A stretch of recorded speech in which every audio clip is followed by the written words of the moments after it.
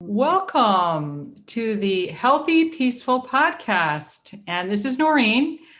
And today I have a wonderful guest, Mayumi Nishimura. Those of you in the macrobiotic and vegan community, Mayumi doesn't need an introduction. But for all my other viewers and listeners, and just to bring you up to date as to what Mayumi's doing as well, I'd like to briefly introduce her. Excuse me for a moment. Mayumi Nishimura, she's a chef, author, traveler, health coach, and I would characterize her as an activist as well. She started her journey in Japan, and while looking at the book, Our Bodies, Our Cells, which was very popular in the late 70s and 80s, she decided that health was important. She came to macrobiotics through the book Zen Macrobiotics, as well as some other reading that she did. She then decided to go to the United States to study with the esteemed teacher Michio Kushi in Boston. And this was somewhere around the early 80s. She spent approximately 25 years working with the Kushis at the Kushi Institute as a chef, a cooking teacher, and a number of other capacities. In approximately the year 2000, she became Madonna's private chef, and she did that for a 7 or 8 years period. While there, she published a cookbook in English. And what is the name of that particular cookbook? Mayumi's Kitchen, is it? Yeah, right, yeah, Mayumi's Kitchen. Actually, that one was written after I went back to Japan, like after Madonna's place, actually. Okay, so that was afterwards? Yeah, and I'll ask you to delete or edit my bio. And just... Right. No, but I mean, I wrote one book, no, 2 books while I was working for Madonna. Okay, I didn't realize it was 2. Translated in English. Oh, cool, cool. And I know that you have at least 8 books in Japanese as well. Something like that. Okay, really so a prolific author and writer. She also has an affiliation with Clear Spring, an organic food company in the UK. Mm-hmm. She's a health coach through the Institute of Integrative Nutrition. And she's currently been very much involved in teaching the macrobiotics in Japan. Yes. She's become increasingly outspoken about environmental degradation, the health of individuals, and the health of the planet, and thinking about aging in a healthy way. Yeah. Just looking at some of your posts. Mayumi continues to teach and travel internationally and sharing her wisdom in all the places where it is much needed and required. So thank you so much, Mayumi, for joining me today. Well, thank you, Noreen. It's really nice. Thank you for having me today. Absolutely. Is there anything in that bio that you'd like to either edit in some way, either add or delete? Actually, I worked with Michio about 18 years, actually, I think. Okay. And then I went to work for Madonna. So. Okay. I thought it was a little longer. Yeah. Otherwise, it's my age is going to be really, really old. Older okay. Now. Right. All right. Okay. Yeah. I get it. We don't want to add to. Yes. So. Yeah. Mm-hmm. Anyway, well, cool. Well, why don't I'd like to start backwards if you don't mind, we're gonna, I find with these interviews, they sort of take on a life of its own, which is one aspect that I really enjoy and love. Mm-hmm. What are you up to these days? I know that you, things have shifted probably dramatically for you since the pandemic. Right. In the same way it has for many of us, but what's your focus now since the onset of the pandemic? Well, my work situation hasn't been changed that much, actually. Okay. I've been in the States. I'm working as personal chef. Okay. But when you say personal chef, or I don't take many clients. I'm cooking for only one family here in Massachusetts. Do you mind me asking what state you're in now, or? I'm in Massachusetts. Okay, right. Yes. And so besides that, I don't work too many hours. I try not to because of my age. I cannot be standing on my foot too long.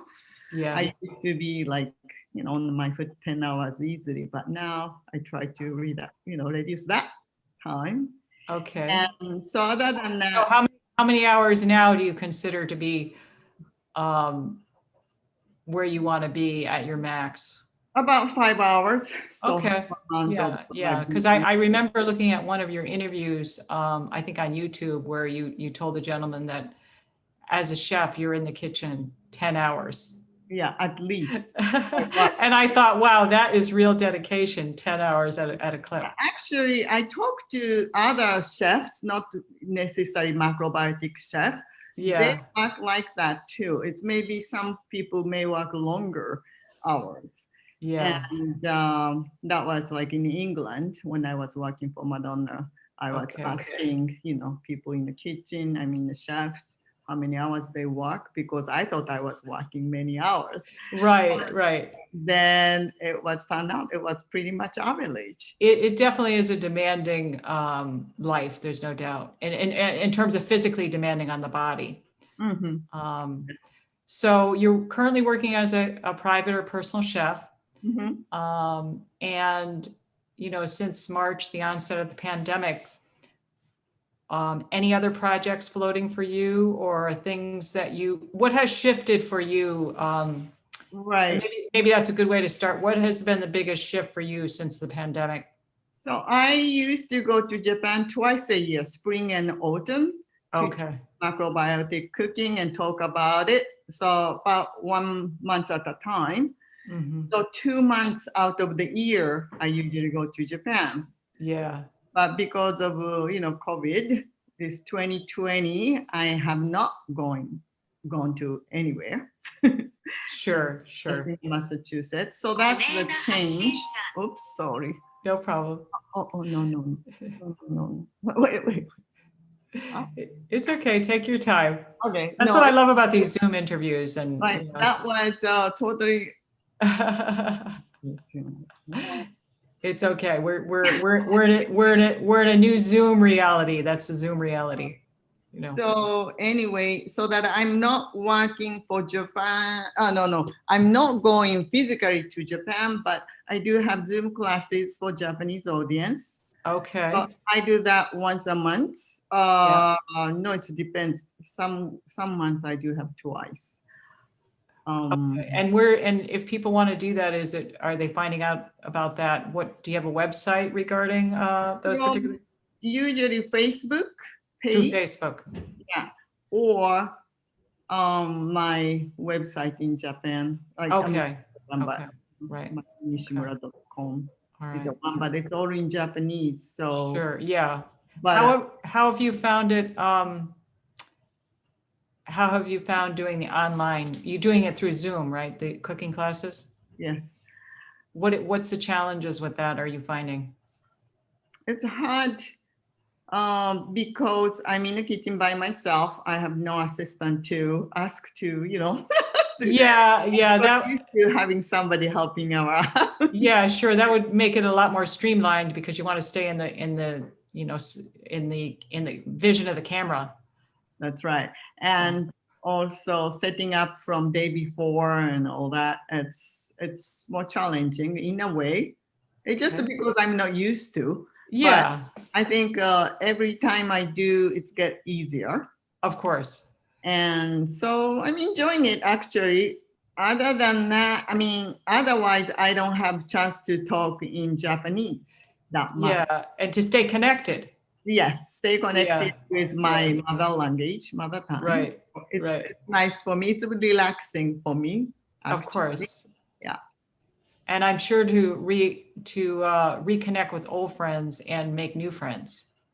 Yes. Now I see more new people because what I was doing in Japan when I go to Japan is cooking class, but mostly people just want to eat what I cook. Oh, okay. So they were there for fun and eating. Yes. And are you finding that's changed now with the online classes? Yes. They can't eat what you cook, obviously. Right. But what I was trying to say, it's so that now people are asking me to do more, not only cooking, but talk about it. So the philosophy of macrobiotic.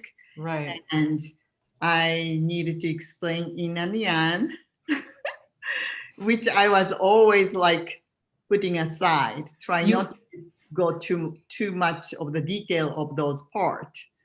But demand is, it's more that they want to learn the philosophy of macrobiotic. Okay. All right. So it sounds like you are having more conversations about, you know, this way of life, this way of looking at the world. Yes. Okay. Yeah, which is really good for me because I revisit, you know, in a way what I did before and what kind of book is nice for, you know, people to read, and some recommendation to the others. And so myself, I have to read again the old books that I read, and that. Yeah, that's beautiful. So it's an opportunity for you to kind of go back to the core teachings. Yes. And I'm more like learning in a way. Teaching part is like, you know, you learn through talking about this, you know, and I feel like I'm really learning it every time. That's beautiful. And I'm sure every time you come back to those teachings in terms of reading and studying, because we're constantly changing and evolving, you're seeing things slightly differently. Right. I think my understanding is a little more deeper, or things that I didn't understand back then is now I could grasp it. Yeah. Yeah, something like that. That's beautiful. That's beautiful. And do you have any particular books that you're reading right now or referring to rekindle your knowledge and, you know, be able to bring that forward? Well, because I do need to teach Order of Universe. Yes. Or maybe I should say I want to teach Order of Universe, which I never done in English nor Japanese. Yeah. But now I'm trying to do in Japanese. So the book I like to use is Michio Kushi's Book of Macrobiotic, and also Joji Osawa's books. There's many books also in Joji Osawa's. So I'm not sure. It's not the same macrobiotic. There's other books too. So all those I'm reading, and okay. Yeah. So several of George Osawa's books and also Michio Kushi's book of Macrobiotics. Yeah, Book of Macrobiotics and A Peaceful World. One Peaceful World. Yeah, One Peaceful World. So that's always my book to go back to. Macrobiotic class is a good one too. So what was the last one you said? You know, the Michio's really big book. Oh, Total Health to Macrobiotic. Yes. Yes. They all, some of the titles are almost interchangeable. That's why. Yeah, it gets a little confusing. Yeah, that's great. No, those are good resources and for our viewers and listeners, and I'll include those resources in the show notes as well. Myself is like I feel like I do need to have some new input as well, and it's something that I wonder. So I do read a few books, but the last year that I got this plant paradox. Some people may know. Oh, the plant paradox. You mentioned that book to me, and actually I listened to a lot of it on Audible. I was curious about your reference to that book. So tell me what your thoughts are regarding this. And this is the plant paradox. And I believe the author is, I'll include his name in the show notes, but I do have it here. So why don't you continue and I'll. Yeah, it's Dr. Gundry. Dr. Gundry, yes. Yes. Very controversial. especially if I'm talking about vegan macrobiotic. Yeah, it's sort of the opposite of what macrobiotics teaches. That's right. So how do you reconcile that or address that question? When I think it's good to grasp people's attention by saying total opposite. Yes, well, that's a very macrobiotic concept, the yin and the yang, right? Yes, don't believe anything what you see or what you hear. So, Sure. Well, didn't George Osawa encourage, people to question everything? Right, non-credo. Okay, no, non-credo, yeah. Yeah. So that's how I approach his book. Beautiful. And because I wonder, I do hear many people saying something like, "Oh, those are not good," and that's not right, or eat less carbohydrates and here and there. So anyway, so this book was kind of grasped me. So I thought, well, let me read it and then see what he's all about. Yeah. But when you read it to the end, he does recommend, or he does say pretty much same thing as what we are saying, eat food according to the seasons. Yes. And although the one big thing he's saying is not to eat seeds and nuts, and so seeds which include grains, whole grains. No, he doesn't say whole grains, actually grains, and nuts and seeds, nightshade. Mm-hmm. And macrobiotics say, well, let's eat more whole grains and seasonal vegetables to accommodate, whatever you need more. And sure. Seeds are also good, additive for oil. Right, and more as a condiment rather than a main event, right, because of the oil and the fat content. Yeah. Right. And so the beans we eat a lot as well, which is according to him, it's not good. Although he didn't really say not good. If somebody has condition who has leaky guts or really bad digestive system, then those are the maybe one thing that you can stay away from it. Right. But if you're cooking right, all those things can be digested or shouldn't be harmful. Yeah. Speak to that. Like if you're cooking right, right. The cooking methods and the preparing methods, such as perhaps soaking or sprouting. Right. And he, coming from all these, well, he's not necessary. I mean, he is, he's not the, digestive or specialist or anything, but he is a cardiologist, is it? At the heart. That's right. He's a cardio, I believe. Yeah. Right. He was. So anyway, but, if the doctor who are trained in saying that something like so close to macrobiotic, I was shocked because he also recommends eat some sea vegetables, Okay. Yeah. and cook it with or eat, time to time. But just people don't know how to use those things in the daily cooking. Yeah. Macrobiotic, we know how to cook those things or to cook the beans with, for example, kombu. Mm-hmm. And we do eat sea vegetable, it's often enough. Mm-hmm. So that's why I think we don't have any problem eating whole grains and beans and nuts and seeds.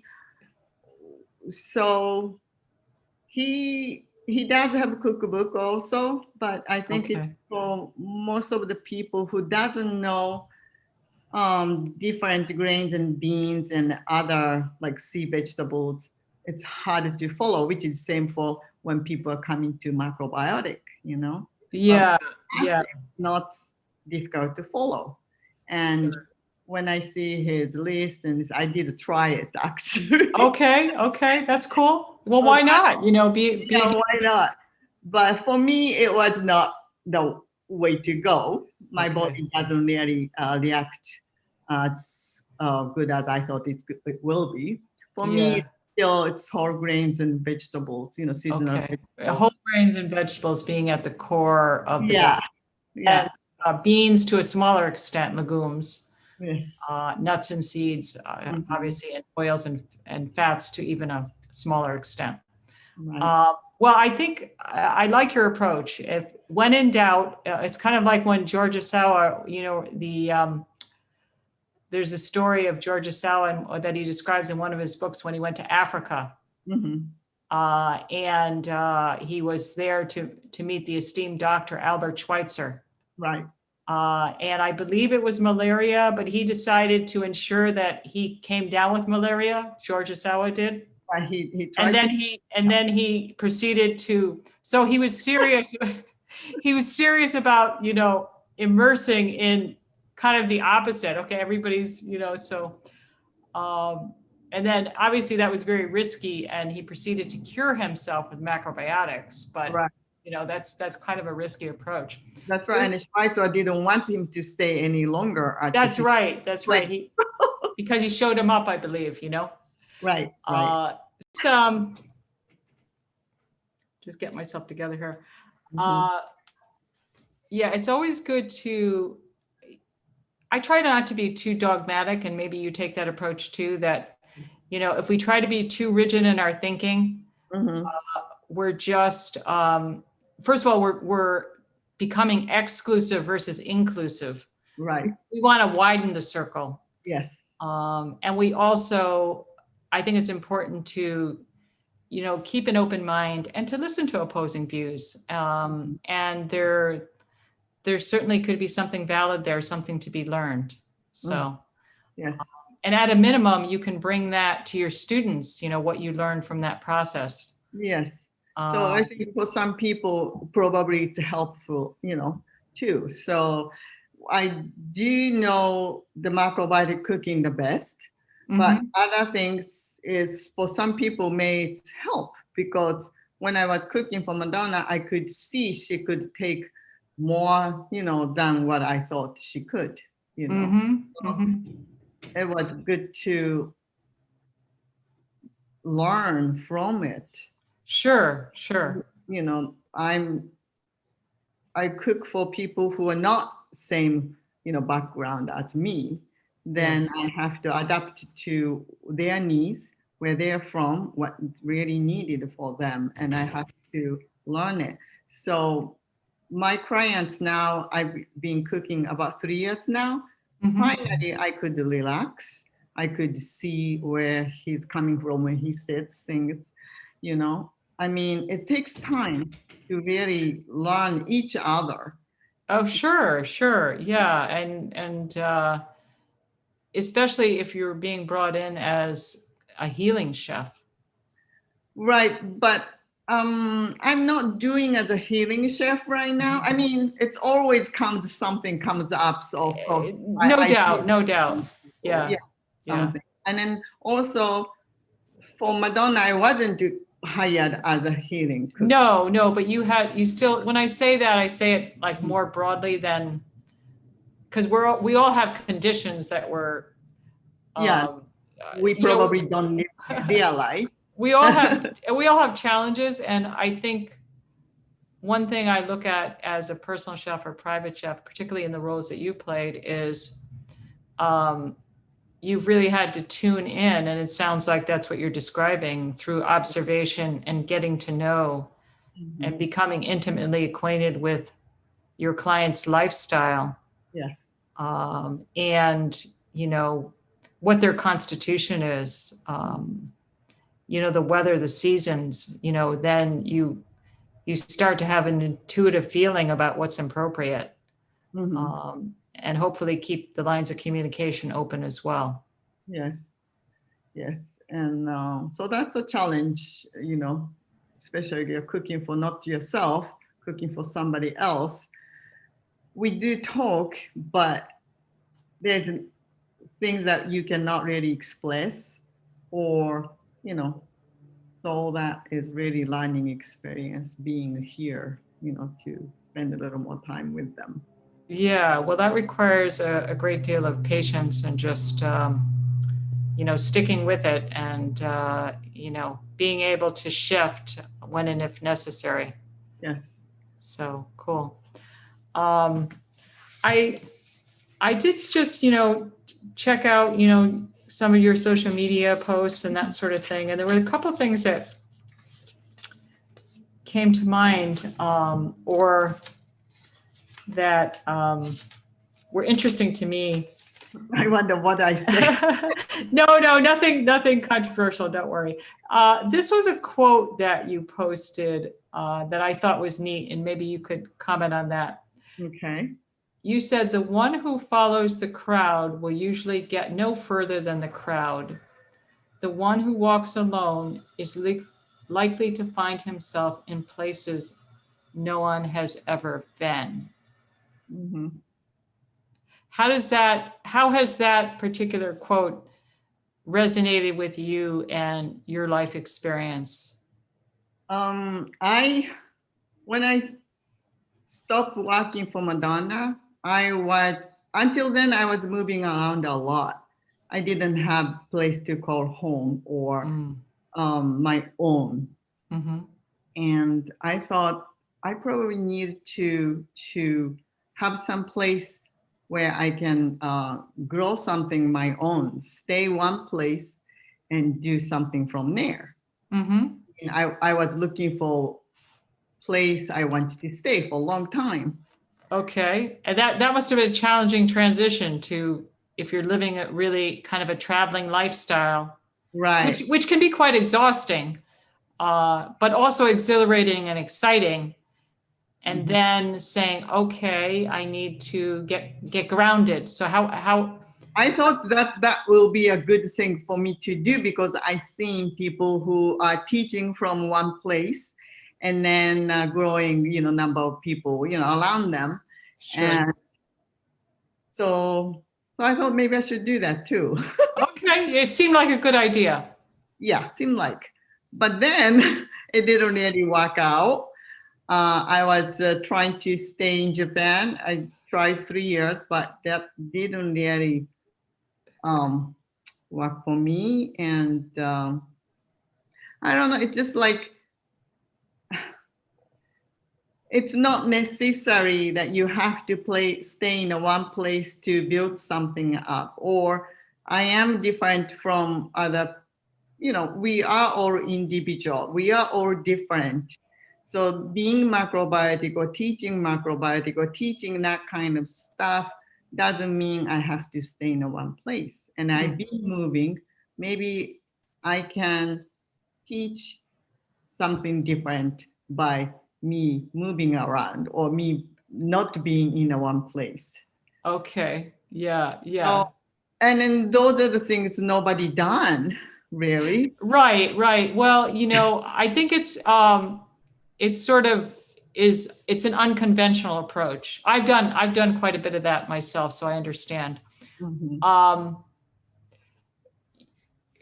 I think that what you're describing is that you thought, because other people had a model that seemed to be working, where they build things in one place, Right. and then they have they have clientele, and of course that's all shifting with. It has been shifting for a number of years with the web anyway, and now even with the pandemic, we're really interconnected remotely. So it almost doesn't matter where we are, Right. It does for our personal well-being, but yeah, I mean, I think that, you try to fit into the mold and perhaps realize that I don't have to fit into the mold, and there are ways to create a balanced lifestyle and to do the important work that you're doing. If I could. That are different than what you typically would think would be required. Mm-hmm. So, I mean, also when I read that quote, I did think about Michio. I did think about Madonna, or all those other people who done something, great before. Yes. They all did so according to what they feel needed, Right. So yeah, so that they didn't walk on the step that people took. Yeah, they really they forged a path that was based on their own um, essentially their own innate wisdom. Mhm. And that takes a lot of courage and bravery. There's no doubt. Right. Um, So bec- I'm not sure where I'm heading actually, of course. It's still like, after so many years. But luckily I do have pretty good health and pretty good situation that, I could still, if the COVID is not here, I probably go back to Japan or maybe travel to Europe or, so I still kind of, once I thought I need a land and I grow the vegetables and everything, but I'm getting older, so maybe those are maybe not my thing to do right now. I do my, how do you say that, plant just in the house. I do with water. oh yeah, you're doing. Are you doing hydroponics or are you doing? Hydroponics, that's right. Hydroponics. Okay, I, okay. al- I didn't know if you were. I didn't know if you were doing sprouting or what you were. I saw some I posts. do sprouting as well as hydroponic. I use sprouts, and then from sprouts, I do make it bigger. So right now I'm waiting for my broccoli to be coming out, but I'm not sure if it's gonna work. That's great. So you have a kitchen garden.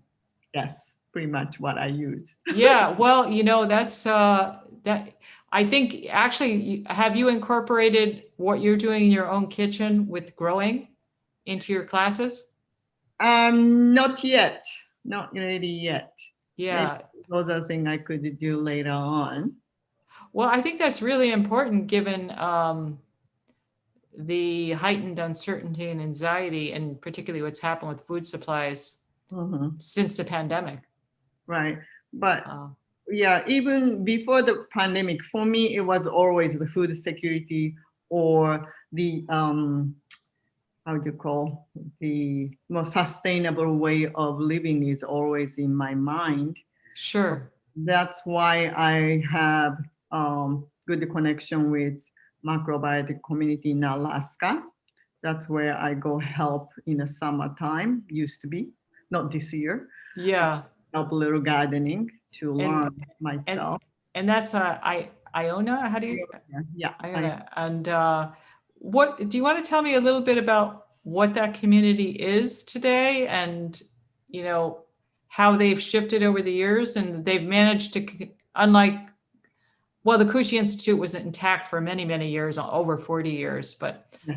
um, Iona is, they're not necessarily a teaching community. Is that correct? It's a living community that, It's uh, more like, yes, living community. okay. Uh, right now, they do help some other, like, how do you say? Oh, let's forget the English. That's so bad. That's okay. Yeah. Um, They're doing some they're doing programs.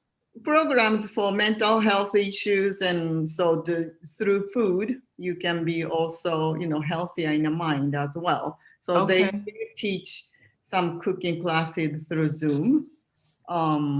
Also, So I mean, is mental health their focus there for the most part? right now, yes. Okay. So That's important. they do have they this year they did the Zoom, but up to now they were teaching every month, once a month. The people can come in a community and then go to. Every season is a little different, things they can do. Not only cooking classes, but identify the wild vegetables, or go for hiking around and stuff like that. Mm-hmm. Mm-hmm. So, and then that's funded by local government or local some organization helps Oh, them okay. So do it. they do health related classes for the local community. Yes, and Okay. And they receive funding through the government. that's why it's free classes. Mm-hmm. So for Alaskans, especially in that peninsula, um, so Kasirov is a town's name. So around there, the people that come there to learn macrobiotic way of living, Okay. Yeah. And you've usually been going up there every summer, or? Almost every summer I've been going there, except when I was working for Madonna. Okay. And how long do you typically stay? Stay whole summer time. Oh, It depends on the year. right. So, since I'm working here now, I'm if this family is going away for summer, then I can go whole summer. Otherwise, I will be there like months. So it depends on the year. Okay. Until then, I was there for whole summer. So Okay. that I could help the gardening, which I kind of really start to growing into. I like to help the garden. That's wonderful. Yeah, you expanded your repertoire, get you Yeah. out of the kitchen a little bit. And yes, So other than gardening, what else is your role there? Are you doing any cooking or? yes, I do the cooking as well with people. And then I like to go, so my idea of well-being is some activities, which is like hiking. If I'm in Alaska, I want to go to mountain for hiking. Mhm. And when I'm at home, I do some other, exercises. So Alaska, I do hiking, meditating, and gardening and cooking. Okay, Those are pretty much. that's Um, beautiful.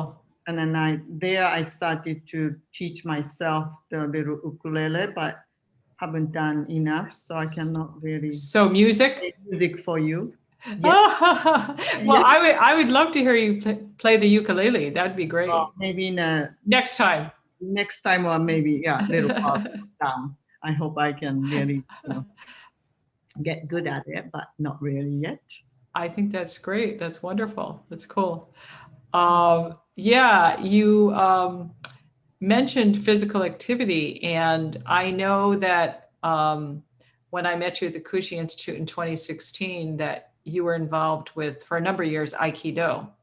Yes, I did Aikido, and then because of the traveling, I couldn't go to dojo, so I started to do, let's see, I was still doing it by myself. And so when I was in Japan, I took Tai Chi Chuan. So 2016 at that summer conference, I taught Tai Chi. Oh, so you transitioned to Tai Chi. Yes, because then you don't need to carry anything. You just need yourself, the body. Okay, okay, that's great. And are you Tai Chi? You often see people doing it in groups. Right. And Are you you by yourself as well. okay? So you can't do it by yourself. Well, Right. that's Yeah, that's very important for me that I can do by myself, because right. if I'm traveling, I'm not necessary I can be with group of people. Sure, absolutely. And how have you found? Are there things from your Aikido practice that you bring into your Tai Chi practice? Are there things about Tai Chi that you've discovered that weren't present in the Aikido that because that's much more of a martial arts practice, right? Aikido. I think Aikido and Tai Chi is also martial arts, but Okay. people doesn't go further enough to do the martial arts part of the Tai Chi Chuan. Okay. That's how I see it. I took 3 years of the Tai Chi class in Japan, and well, I tried many, those different things in a different time. Sure. But the 3 years in Japan was very interesting. It's because this teacher did teach not only Tai Chi, but Qigong and Tai Chi, more the martial arts aspects of it. So that was very good for me to open up my eyes to different martial arts. Okay. So, Aikido is really like you need to be, well, you can do by yourself too, but mostly you do need a partner to really practice your arts. So, but then Tai Chi you can do yourself as well as partner too. So those are things. Are there things that you've learned through Tai Chi that you've been able to bring into your daily life, either mentally, physically, or spiritually?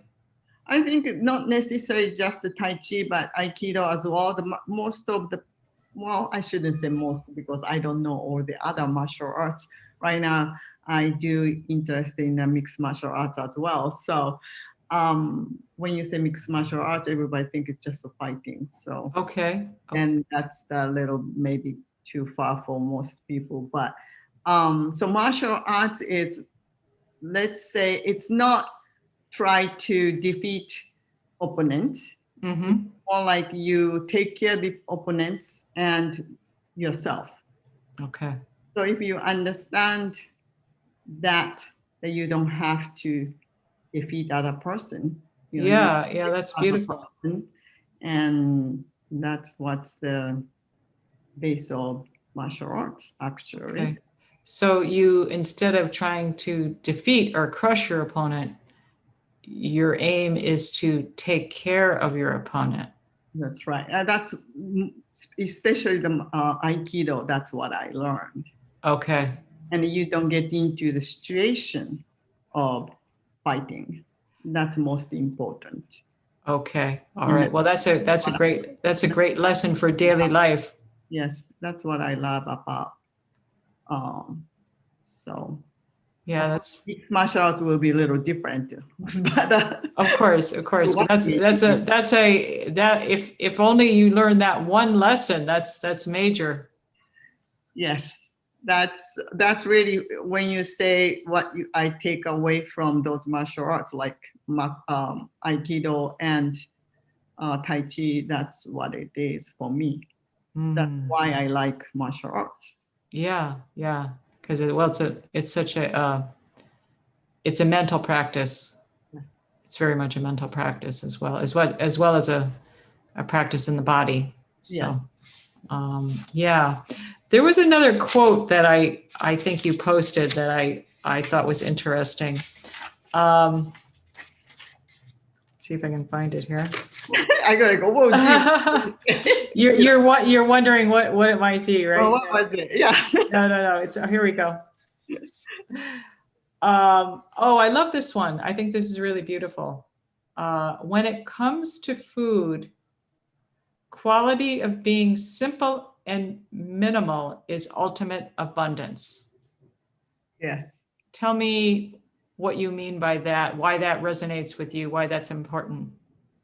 Because once you know the minimal, then you can do the abundant anytime, which means if you know how to cook grains and beans and a little vegetable, the seasonal vegetable, then you infinite way of cooking the food. Oh yeah, the infinite. Yeah, infinite. You have infinite possibilities. Yes, you can see that once you know the very minimal. Yeah. Because when people doing many, ingredients, the people, if they never went to just the salt as a seasoning, sure, and then all the other stuff, then you go like, wow, I cannot make it because I don't have the seasoning. I have only salt. Actually, the salt is really you needed than anything else. Because yeah, it's kind of the main seasoning. Yes, if you have salt, you can make pickles. Fermentation happens, and then it's become like sour taste. You can have it. So that's what I mean when I said that. So if you know how to cook with minimal, thing, you can easily go to more.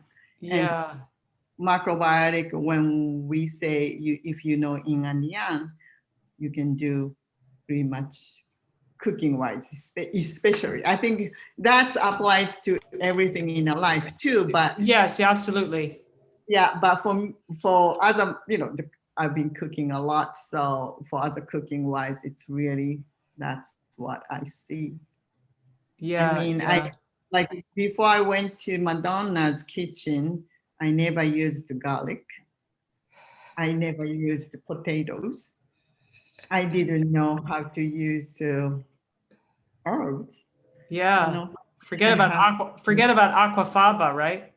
Nope. Well, aquafaba is not the big deal. I mean, we didn't really know that works. But yeah, I know. And I said, well, wow, that's interesting.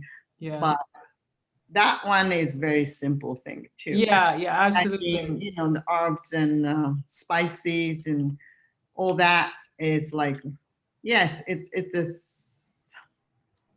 does broaden your, you know, taste buds and that, but Sure. And how did you shift when you and you shifted a lot since first going on board with Madonna, not to get too focused on that because there's lots of right, other things that in your right, life.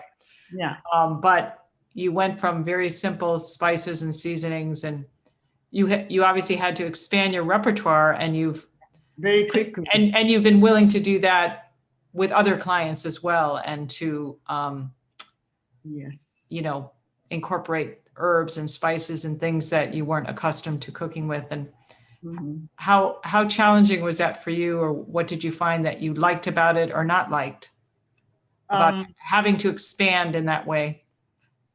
well, I'm glad that I tried it so that my client is happy that, you know, didn't get bored of Yeah, the food. So right. that's the best part of it. And Sure, and it worked for them. sure. So, but when come back to myself, I don't need as much of the seasonings or herbs. I still really enjoy simple, you know, salt, miso, soy sauce, and you know, umeboshi vinegars. That's all I really need. Of When course, I yeah. need, but I could enjoy other things as well, and I still do. Yeah, But yeah. not necessary. That's the thing. Knowing Right. that what is necessary, what is not necessary, it makes it easier for me to survive in any situation. True, true. And to not only survive, but to create that place of abundance, Yes.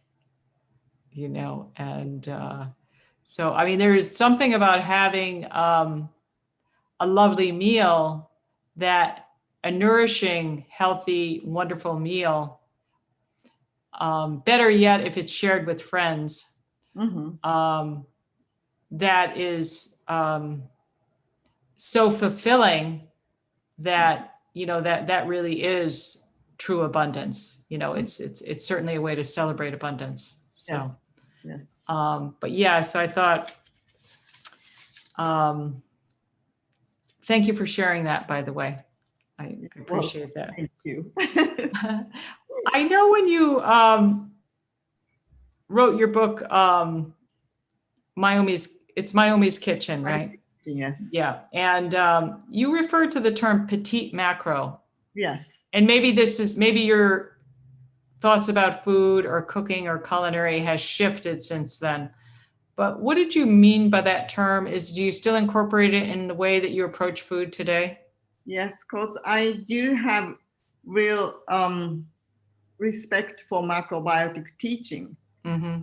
But then my teaching not necessary to be authentic macrobiotic teaching, Mm-hmm. which maybe Michio or Jojo Sawa did, Mm-hmm. because I don't know. I mean, especially when I went back to Japan to teach macrobiotic, I needed to also needed to make some differentiation from so-called old school macrobiotic, maybe, Yeah. and and most people think, oh, you have to go 100% to practice so-called macrobiotic, otherwise you cannot be a macrobiotic, Mm-hmm. and I don't believe in that way. Sure. Some people takes more time to understand or to get into it. So I Mm-hmm. want the way to approach, you can start from anywhere you like. Mm-hmm. So the petito mean is small, or you know, like adorable, or whatever the Sure. meaning is. So I wanted people to feel, oh, okay, I can start from here, or Mm-hmm. okay, so I can incorporate that once a week, or anywhere that people can pick it up. So that's how I felt. And so respect from the, all the teaching, and me being, exposed to other culture, and then so that more open up the door of macrobiotic a little bit wider. Mm-hmm. Although when the COVID started, I felt like, oh my God, maybe I opened it a little too wide, or maybe made it too thin, or diluted maybe too much. Right. Well, it's good. It's good to question. There's no doubt. Yeah. Did you answer your own question when you were pondering that thought? So now I'm teaching, like I was telling you earlier, that I'm teaching OW Universe. So I Okay.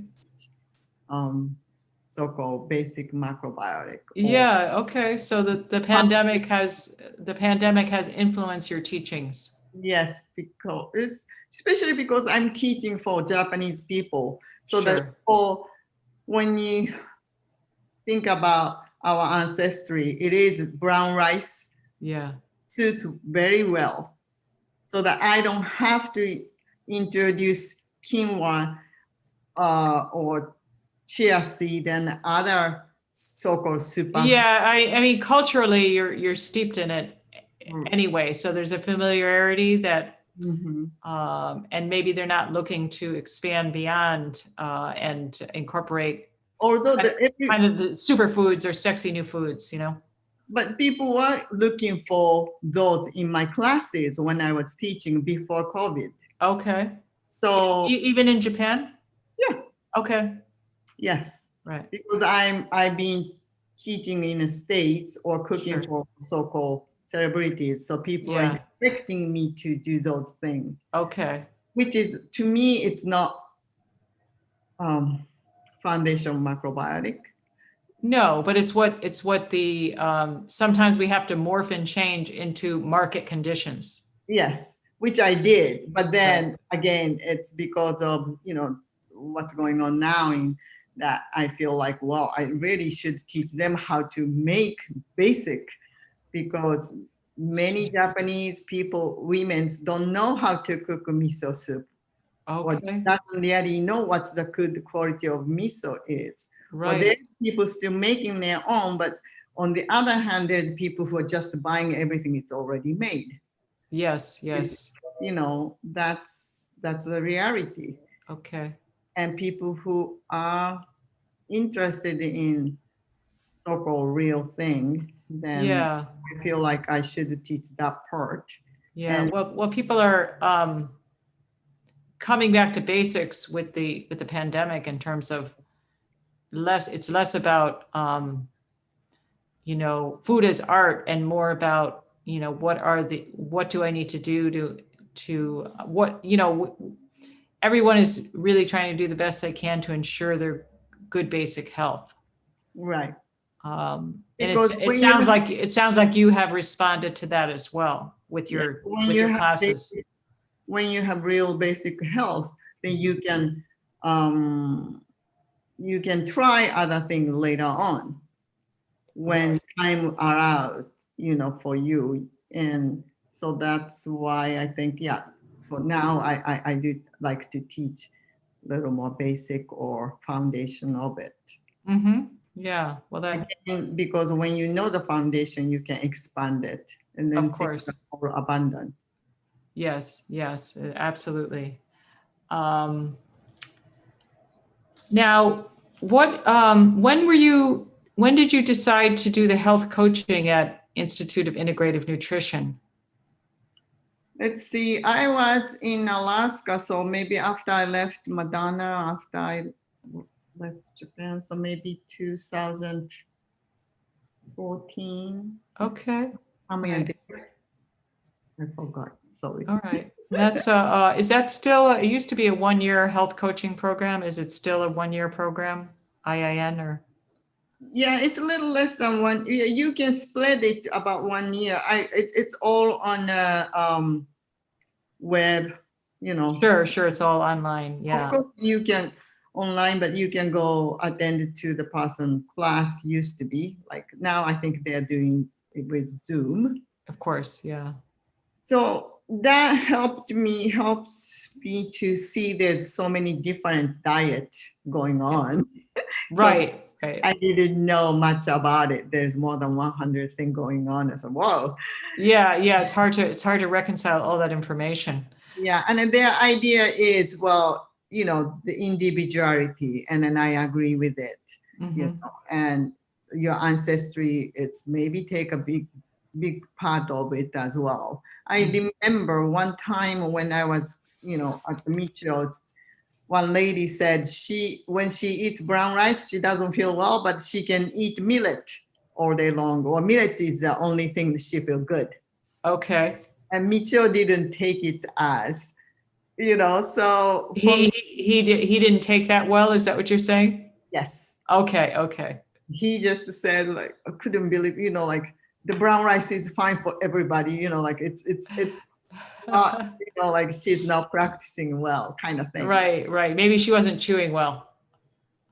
Well, that's how he would say. Right, right. But anyway, But anyway, what was yeah, your take on that? my take was, well, if anything is possible, then it's possible. Because when I was cooking for people who are healing, some guy said, oh, I cannot eat celery because celery have high sodium content. I Okay. get too tight, or I get hypoglycemic or whatever. I said, Sure, sure. I couldn't believe in the beginning, right? But then, When could you explain for our viewers or our listeners, because in macrobiotics they use these words tight, and right, people have no idea right, because what do you mean by that?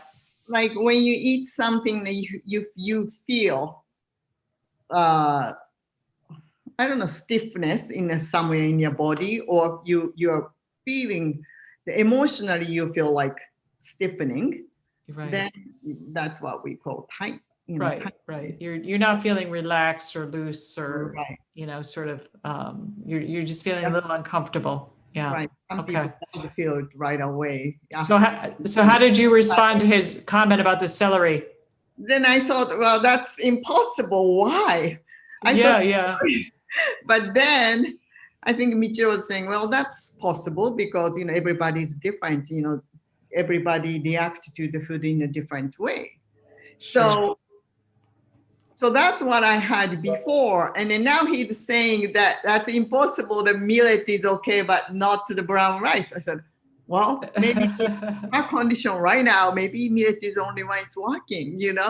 So and like when you start to study about this food originated or this and that, and many Asian people who are used to eat rice, it's not necessary it's whole grain rice, but still the rice is abundant. It grows everywhere.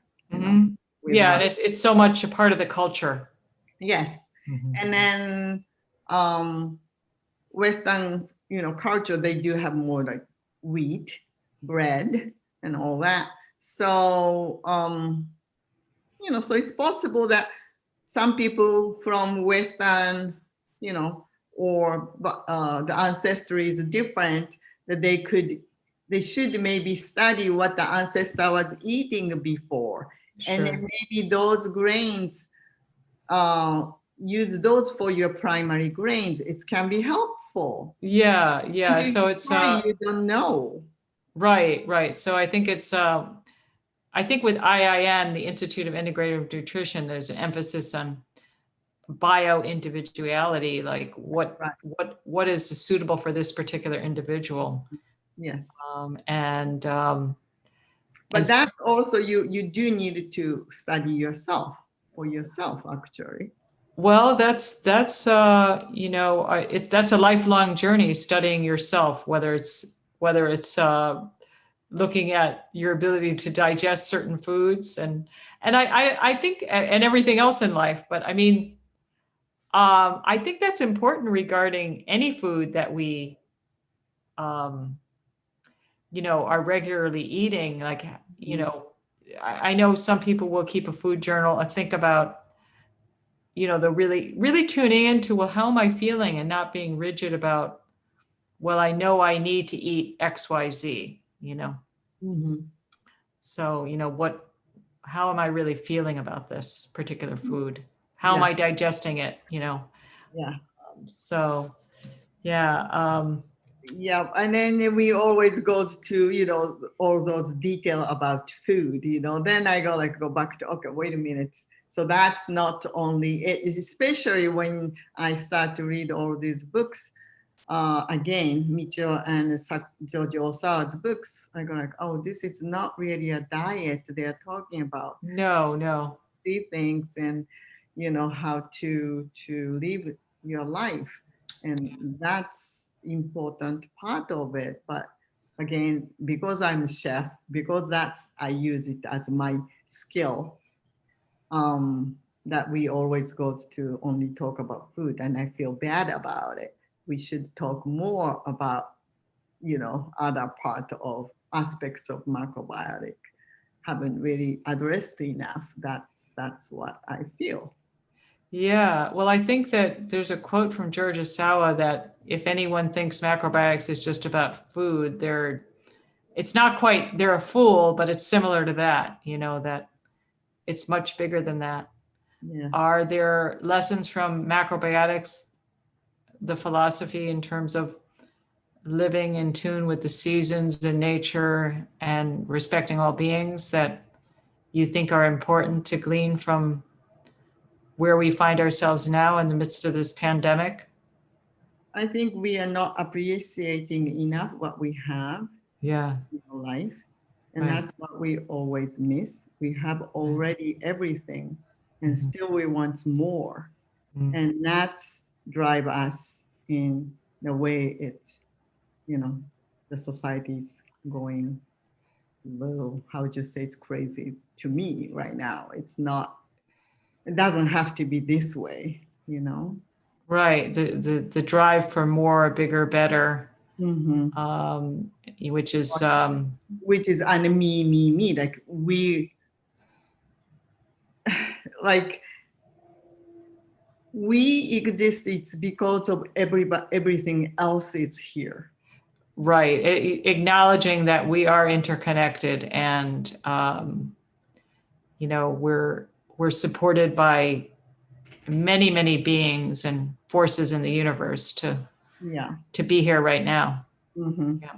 We cannot exist just I. Right. I'm here. It's because of you. Sure.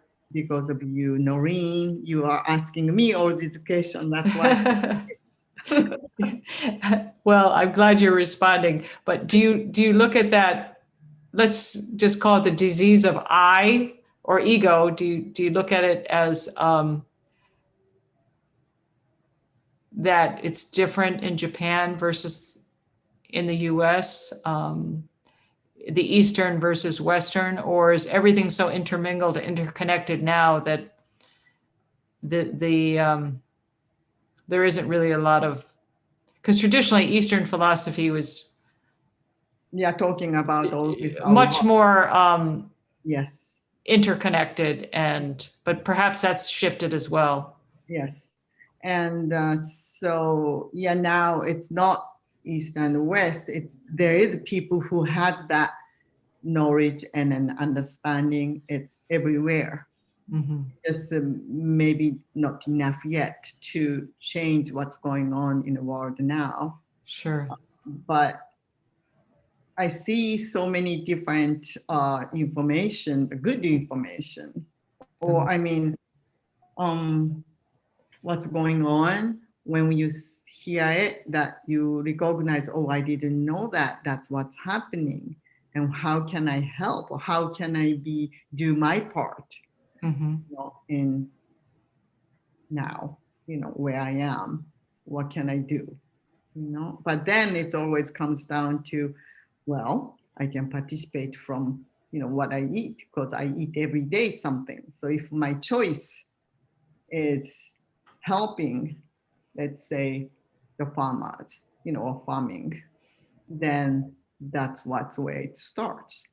And it's always comes down to that. I go like you see yourself with like bird's eye, and it comes down to where you are. So it's nice to do that. You go a little farther from where you are, and then see it's a little more from higher, you know, place.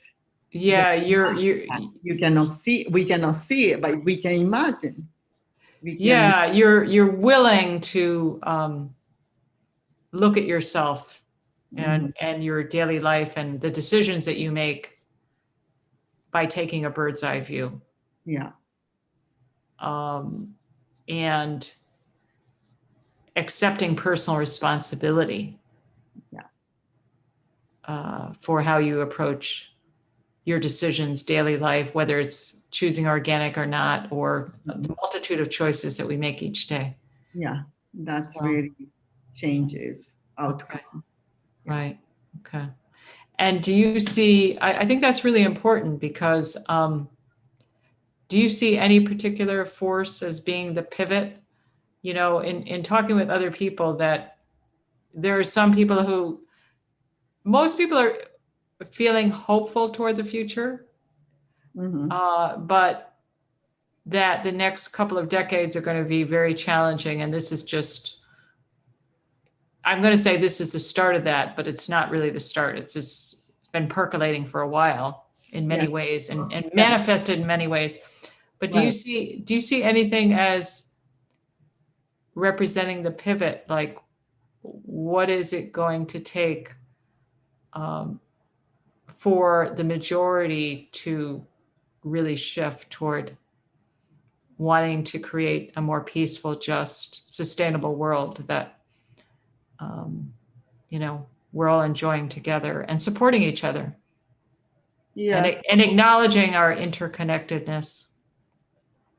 So that's kind of we needed to visualize it in daily life, in the day to day. So what I do is within my meditation, that's what I do. I do say appreciation in the words. I do say it that, you know, this life and all that. And that's, I try to imagine that I'm connecting with everybody who are thinking about it to heal or to really to work together. We may not working together right now, but that we could um, do that. Instead of I, we do need to use more we. Mm-hmm, mm-hmm. Well, that could be just one um, small way to shift is to be aware of I versus we in the way that we interact in the world. So, um, yeah, I mean, this has been. Is there anything else that you would like to our viewers or our listeners? I will, indicate your handle on Instagram, which is actually, I wanted to ask you about that. Why green shiso? That was That's just a that, green shiso tastes good, and I like. that's a fun handle, by the way. Yeah, I mean, I didn't get. I'm not that smart, so I don't get any, good idea. Oh, you're being too humble. No, that I do Well, like. it shows humor. Yeah, Maybe that's the most important. don't have to be too. Yeah, too like you were saying like earlier, dogmatic. We don't want to be too serious. No, I have fun. I laugh all the time, and the laugh is really the cure, and the love is the answer. I think that's a wonderful note to um, conclude on, that laughter is the cure and it really is the answer. Yeah. So, is there anything else, Mayumi, about your current work or where you think things are going in the future that you'd like to our listeners and our viewers to that you'd like to share? Yeah, well, so I'm probably not to go to Japan as much. So I'm trying to do more in a Zoom and all that, but it's all in Japanese. So I'm trying to find some way to have the caption in English. So that way I could reach more people or people Okay. who are, so that's what is my next project. Probably from next year, I have to find a way to do that. Okay, so you're going to be doing more Zoom classes, and currently you're doing them in Japanese, but you're going to start doing them in English. You'd like to start doing them in English starting the first of the year. Have some English subtitle also. Sure. My English is, as you guys already heard, it's okay, but some words are probably hard to understand. I actually do not think you need the subtitles. I think I don't, we're communicating perfectly, so. Right. If it's cooking classes, I have really no problem, I think. Yeah, no, I think applause. Even in the Japanese, when you talk about yin and yang, it gets confusing. And then I think if I do that in English, even more confusing. So yeah, I think what do they say? When in doubt, try it. Yes. But in any event, I think that's wonderful that you're going to be offering those classes, and people can find those on Facebook for the most part, right? You'll be posting them on Facebook. Yes. Yeah. Okay. All right. Do you have a Facebook page as well as your personal Facebook account, or no? My Facebook page is Nishimura Mayumi. Maybe it's in the Japanese, I think. Oh, okay. It's in Japanese. Okay. Yeah. All right. Well, maybe there'll be another one in English. No. And my homepage have a little bit English part. Okay. MayumiNishimura.com. Okay. That's my homepage. And okay. So you do have a website, MayumiNishimura.com. Okay. Yeah. That's good. And that's where you can find where I'm teaching on Zoom class. All right. So you'll be publicizing that on your website. Facebook, yeah, and then website, as well as Facebook. Okay, I'll include your website, Facebook, Instagram handle, all the places where people can find you. Yeah, now I use more green shiso for everywhere, I think.